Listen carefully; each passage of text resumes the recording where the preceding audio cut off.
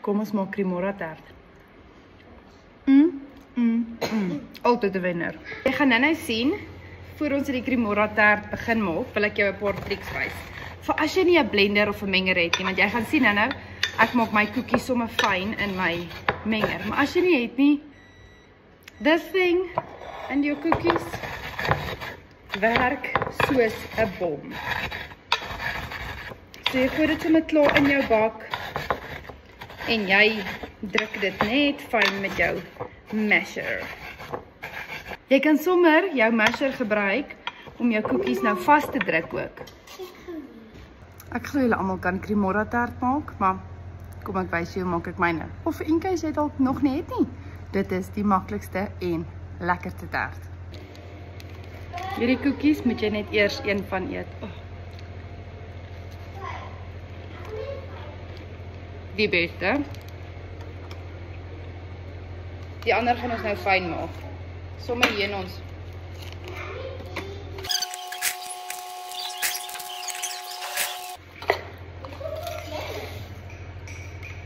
En nou gaan ons botter smelt en hierby meng in 'n lekker kos.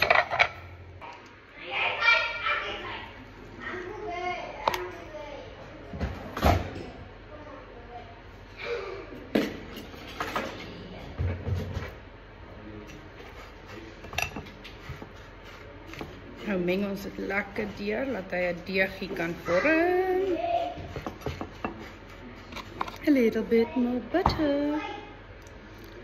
En nie margarine nie. Botter. Botter. Moenie eers meer margarine koop nie.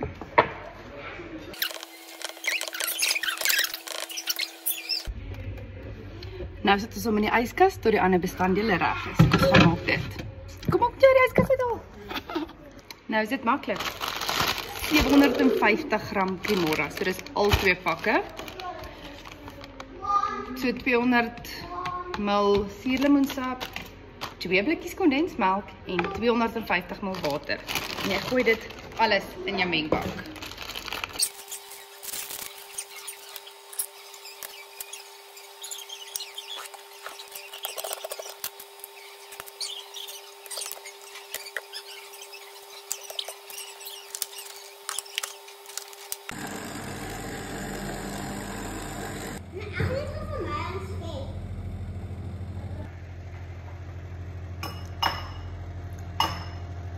Perfecto. Hierdie ouetjie was nou 'n klein rukkie in en kyk daai is so solied klaar nou net van daai botter wat gesmelt het. So kom ons gooi ons beautiful mengsel by.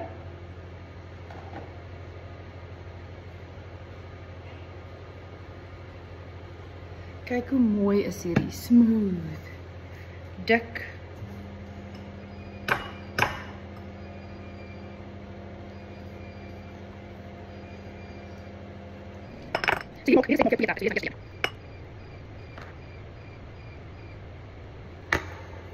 Jy moet hom so natuurlik laat mooi lyk bo in, hè? Kunstig wees. En dan gaan ons 'n bietjie koekies opsit.